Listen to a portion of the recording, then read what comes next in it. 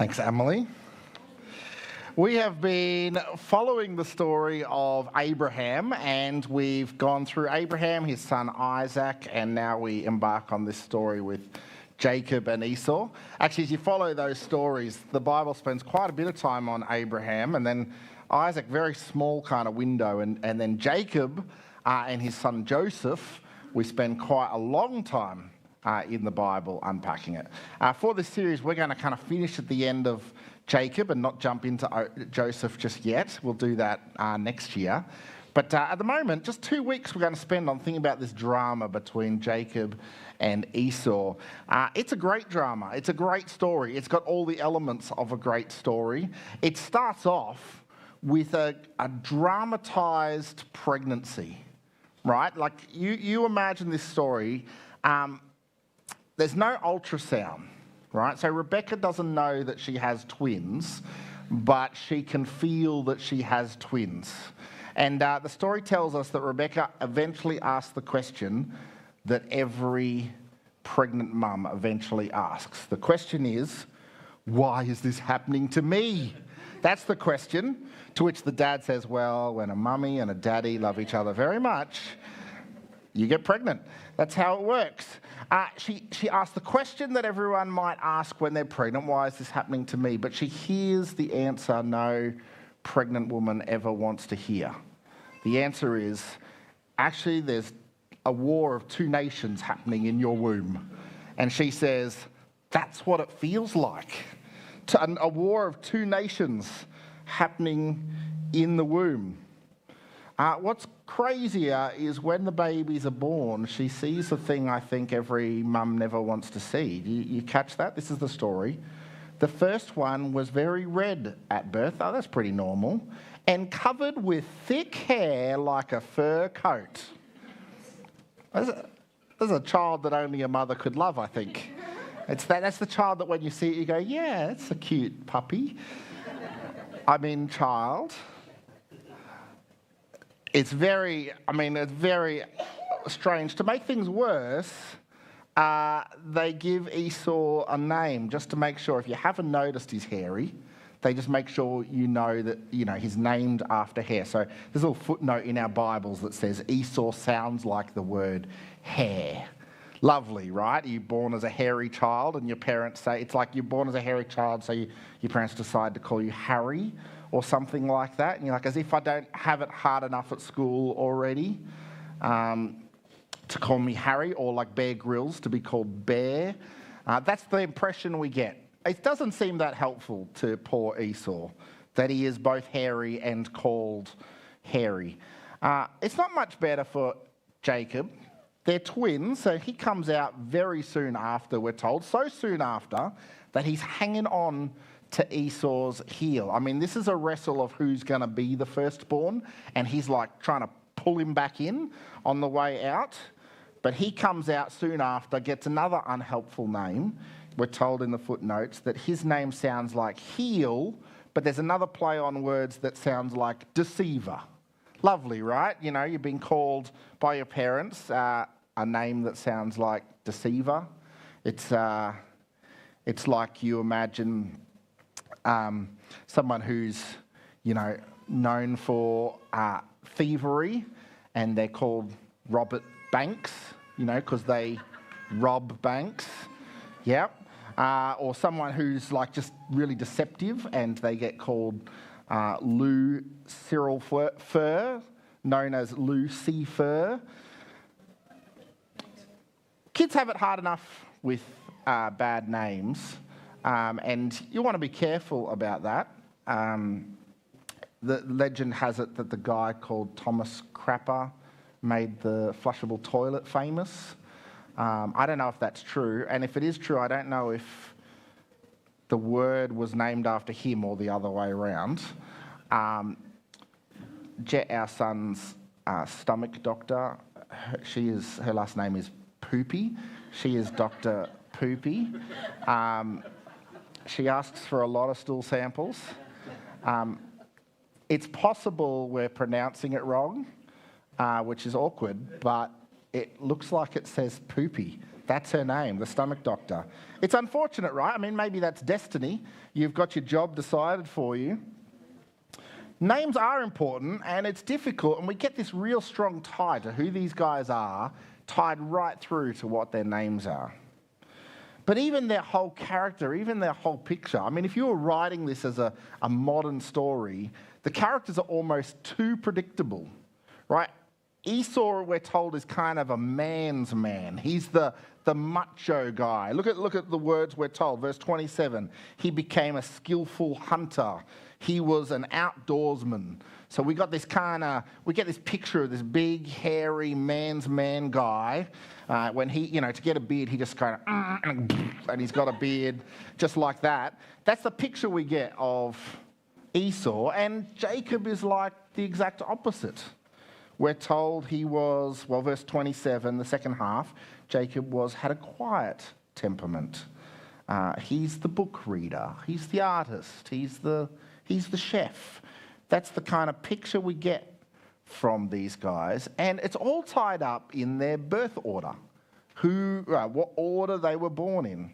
There's a book written some time ago that says why firstborns lead the world and latterborns want to change it, or something like that. That idea that there's lots of thoughts in how your birth order impacts your character. There's some evidence of it, although there's a level of nature or nurture, right? Are you a leader as a firstborn because that was the way you were brought up as the oldest, or is it something that's innate in you? It's hard to know some of those things, but there are factors there. And I think this story has things that both firstborns and latterborns can relate to. I don't know if latterborns relate to being called latterborns, by the way. As a third child, it doesn't kind of resonate with me, but we get the idea that we get this picture of a firstborn being a leader, being reliable, being stable. And you can imagine the firstborn. I don't know, we've got some of the youth in here. Some of you are firstborns. You say, I'm reliable, I'm a leader, I'm stable. Of course, the latterborn says, that's not what this story says. This story says you are a hairy ape, is what this story says. I remember when I was a kid and my older brother, of course, went through puberty before me. I remember being in the bathroom, like brushing my teeth. He was in the shower. And I think he leant forward and his hair stuck to the curtain. I could see it from the outside. And I thought it was his armpit. And I was like, puberty is disgusting. What is going on? The firstborn is the hairy ape. That's what I'm hearing in this story. The other one is, the idea that the latterborns are rebellious, they're innovative, they're relational. And latterborns might say, yep, that's me. Of course, that's not what this story says. This says they're soft and a bit of a baby, which I think firstborns go, yep, that describes my younger siblings. Mama's favourite. This is the picture we get of these two characters. But something much more significant and something much more sinister is going on in this story. What's really going on in this story that we read is a war for your worship. That's what's going on here. There's a question underlying this story that at its surface looks quite simple and minimal, but actually at its depth, it's asking a question: will you feed your stomach or will you feed your soul? That's the picture that we get of this story. And the narrator of this story, the writer, has given us a glimpse into that early on. We see tensions in the family. We see wrestling in the womb. We see the way the parents relate to their kids. And one of the things we see is the way Isaac, we're told, favours Esau. But the narrator points out something to us of just how trivial that is. Listen to this. It says, Isaac loved Esau because he enjoyed eating the wild game that he brought home. There's lots of problems with favouritism in families, and it's probably a tricky thing because at different points, different ones of us have felt different favoritism, maybe questioned whether we were a favourite or not the favourite, or this one's the favourite. That's always a bit of a tricky thing. What's even more explicit in this story is not just how favouritism is unhelpful, but just how trivial it is. That his favouritism is over the food he liked eating. Not because Esau's a man's man, not because he liked his character and they just got along better and he connected more with Esau than Jacob. No, the narrator tells us the reason he favours Esau is because he's a steak guy, not a veggies guy. That's kind of the picture we get, that Isaac likes goat curry and not lentil stew. And the author here, I think, is directly highlighting to us just how trivial this favouritism is, how self-serving this favouritism is. And it sets us up for this story of what is going to take place. Now, we're going to look at this story in 2 weeks. This is the first part of the story. We'll look at the next part. And Jacob himself has a lot of problems going on. We're going to kind of skim over Jacob and really emphasise this first part of the story is really a story of Esau. This is really a story of Esau feeding his stomach rather than his soul. Because we get this story of Esau coming home hungry. Right, this is what we're told. One day when Jacob was cooking some stew, Esau arrived home from the wilderness exhausted and hungry. Now just note first of all, the narrator tells us he's exhausted and hungry. The narrator does not tell us he is starving to death. Okay, that's the narrator's opening. That is not how Esau sees it, right? Esau says what every kid at some point says when they're hungry. He says, "Oh, I'm starving." Verse 30, "Give me some of that red stew." Jacob says, "All right, but trade me your rights as the firstborn." Do you get the impression that, Jacob had that one already loaded in the gun? This is like, he's been waiting for that moment. I'll just wait for the moment where Esau's really desperate, and then I know what I'm going to do. I'm going to ask him for his rights as the firstborn. Now, you can imagine some of what's going on here. We're talking about twins. We're talking about twins that were born right one after the other, even hanging on to the other. So Esau is only the firstborn by a matter of minutes, potentially. And yet, because of those minutes, because he was the first, because Jacob wasn't strong enough to pull him back in and only got to be pulled out by him, then Esau is the one that gets the birthrights. So you can imagine this is something that Jacob has loaded in the gun already. You can imagine this isn't the first time it's been discussed or thought about that he might trade to be the one that got the firstborn birthrights.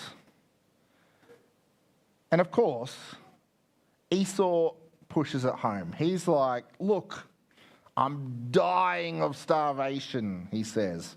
"What good is my birthright to me now?" Now, I don't know that he is dying of starvation. I think there's a few clues in the text that says he's not dying of starvation. But if he was, and if he did die, Jacob would get the birthright, right? So at this point, Jacob might feel entitled to this. That is, if you're genuinely dying and I save you, then I am essentially doing myself out of a birthright. So how about instead of that, we make a deal. I will save you, but still give me what I would have got if I didn't save you. Still give me that birthright. So he says, "First you must swear to me that the birthright is mine," right? This is the two kids negotiating on who goes into the toilet first, and like, "I'm busting," and like, "No, you have to make a promise that I get to sit in the front next time we go in the car." This is the kind of deal that's going on. It's a negotiation. Jacob wants to make sure that he gets these birthrights, and so we're told, verse 33, "So Esau swore the oath, thereby selling all his rights as the firstborn to his brother Jacob." The narrator wants us to hear some of how trivial this whole journey has been. First of all, he hasn't said that he's starving, even though Esau said he was starving. The next clue is what happens after the meal. We're not told, so Esau ate the food, regained his strength, recovered, and then got up and walked out. No, the way the author tells us is he ate, he got up, and he left. Doesn't really sound like a guy who was actually starving. Even more than that, it's spelt out completely to us that because of this, Esau hadn't saved his life. Because of this, what Esau had done is shown contempt for his birthright. Now, this is important as we dig into the depth of this passage because of what Esau's birthright is. Normally, the birthright would be that the firstborn would get a double inheritance of what the other children get. So it's not that the other children would get nothing, but the firstborn would get a double portion of it. But that's not what it is. That's not all it is for Abraham, Isaac's family. Because if you remember, and you've been with us following along, almost every chapter of the Bible that talks about Abraham's life reminds us that he was given a blessing from God. Reminds us that God called him someone special. Reminds us that he's going to be great, that his name will be great, that he'll be the father of a great nation, and that all nations will be blessed through him. This birthright is destiny. This birthright is to be the family of God. So what Esau is selling here is not just a double portion of his inheritance. What Esau is selling here is his place before God. That is why that's a war for worship. Because this is the question of whether he wants a drive-through Happy Meal to solve his instant problem, or he wants a divine heavenly feast with God. That's what's going on here. The question as we wrestle with this story is, are we craving heaven or are we craving earth?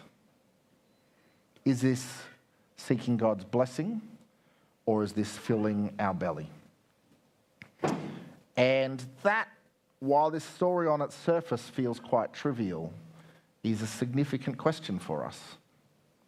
It's a question for them about their destiny. It's a question for us about our destiny. What are we living for? And I think what's hard when we look at this story is to actually be reminded that there are times when we actually feel like we're starving. Not necessarily with food, and most of us probably never really have had the experience of truly starving for food.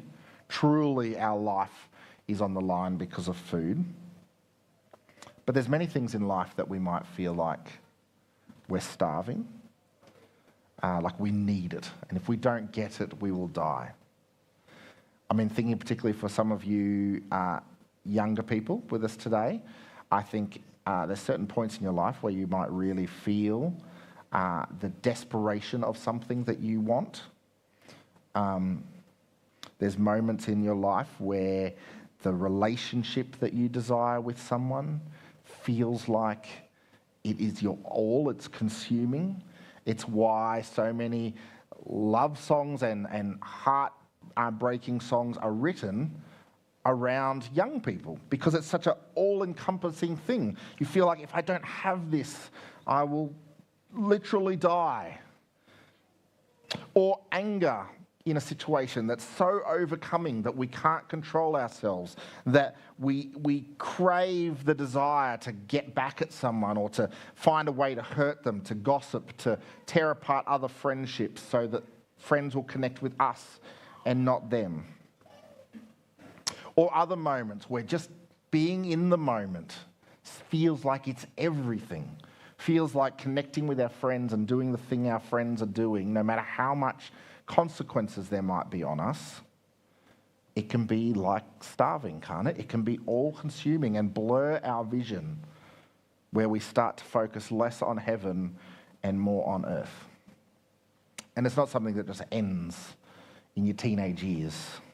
In fact, in some ways, the consequences get even higher as we head into young adult years, where decisions you make can have long-term impacts on who you partner your life with, how you set habits in your life, the career choices you make, where your priorities land. The same thing's true when you get your first job and you're thinking about where your money goes. Those things that happen at the start are things that we consider each day and every week for many of us, how we set our priorities in our life. And those moments when relationships get tricky, and once again we get pulled into this space where broken hearts, damage in our lives, people that have hurt us feel like an all-consuming thing. And we feel like we're starving if we don't satisfy our earthly desires in this moment. Pursue the things that feed our belly. Right through into retirement and the question of how we prioritise what we live for in a time where we might not have a career that fills our days, but we now decide how we fill our days and whether we're living saying, I've earned this time to just live for myself and continue to feed our bellies rather than seeking God's blessing. Continue to live for earthly rather than heavenly. The call here is for us to embrace our destiny by embracing Jesus. The very blessing that is given to Abraham, that all nations will be blessed through him, is the very blessing we grab hold of when we put our trust in Jesus. That is what our destiny looks like.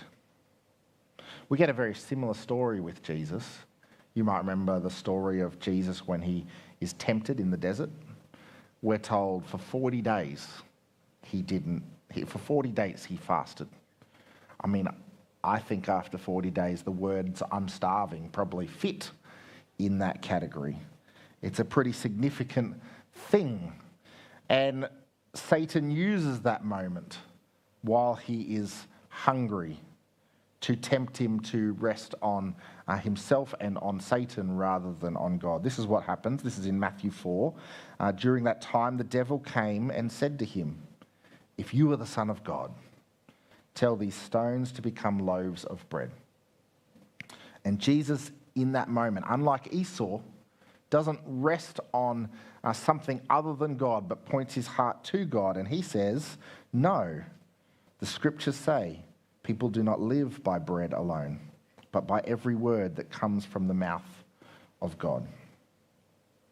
It's because Jesus says that. It's because Jesus chooses not to satisfy his earthly desires, but keep his eyes on his destiny and on his heavenly Father. It's because that Jesus can call himself the bread of life. If Jesus had given in to Satan in that moment, then the salvation that he offers, the place that he offers to take our consequences of sin couldn't happen. If Jesus had sinned in that moment, he could no longer bring salvation that he offers for sin. And so for the very reason Jesus chooses God's way rather than his own way or Satan's way is the very reason that we can choose Jesus, because he chooses us. That is why he can call himself the bread of life.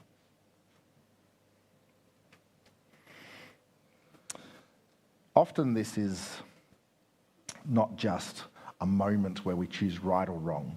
And of course, the Bible acknowledges that as humans we make mistakes, and that is why we need salvation, because we do sin. But this is about choosing God, and it's a war of worship. It's about living a life for him, not just in individual choices, but actually trusting him and his salvation, trusting ourselves to him. It's not just moments of good and bad. It's a life of choosing Christ. A great example of that is the famous Bible preacher Dietrich Bonhoeffer. You may know the story of Bonhoeffer. He's very famous. Coming out of World War I, leading into World War II, he is a pastor in Germany. a Lutheran minister in Germany, and he is already in his early days. He decides that he wants to go into ministry at the age of 14. He starts studying theology at the age of 14. He decides to start studying Hebrew so he can understand the Bible better.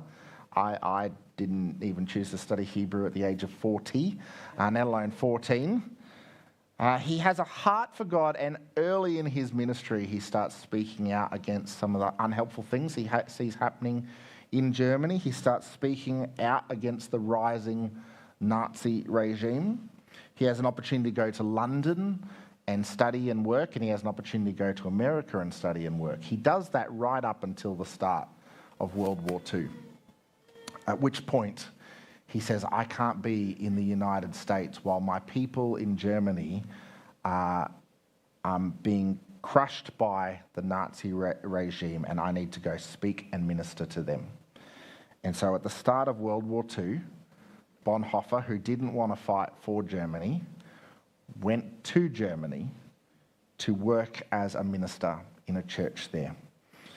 And as the war took off, in order to avoid conscription and being brought into the army, he signed up for an intelligence department and he became a spy for Germany, although history shows us that he became a double agent and he used his opportunities to help undermine the Nazi regime, all the while still pastoring in his church and still teaching people the truth of Jesus. One of Bonhoeffer's passions right from the beginning was to help churches that were drifting away from the teaching of Jesus and pull them back to teaching about Jesus. That was part of what they called the neo-orthodox movement, which was to draw the church back to true teaching about Jesus. As the war continued on, he famously was involved in the Valkyrie attempt, famous plot to kill Hitler that failed, but the diaries of one of the officers was found out, and Bonhoeffer was collected with the other people who had been working against Hitler, and he was arrested.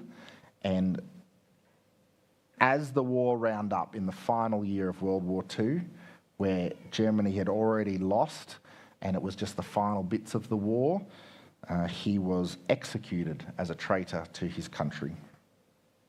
This is a man who knew what it was to crave heaven instead of earth.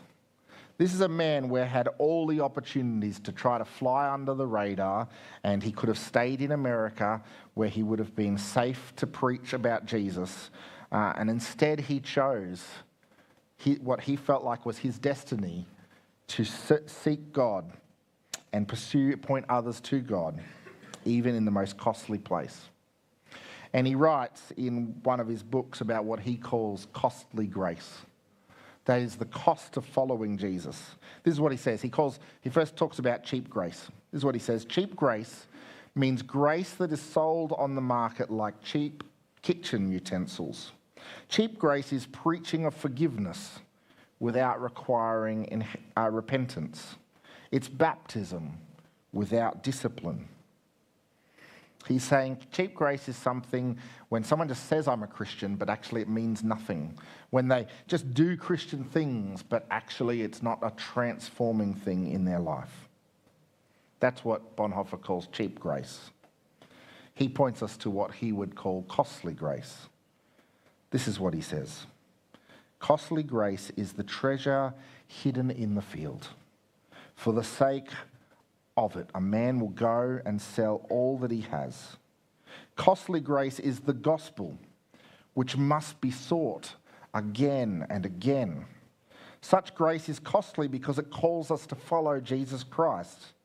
It is costly because it costs a man his very life. And it is grace because it gives a man his only true life. That's what Bonhoeffer, a man who knew what it was to choose Jesus over and over again, to choose to crave what is heavenly over and over again. That is what he calls us to not live the way Esau did, and to despise the opportunity and the promise we have in Jesus. but to pursue an eternal destiny, to live each day pursuing Jesus. It's not just following Jesus is not just life with Jesus on the side. Following Jesus is life itself, both eternal, but also the transformation that it should bring us as we seek to be a people that pursue him each day from the inside out.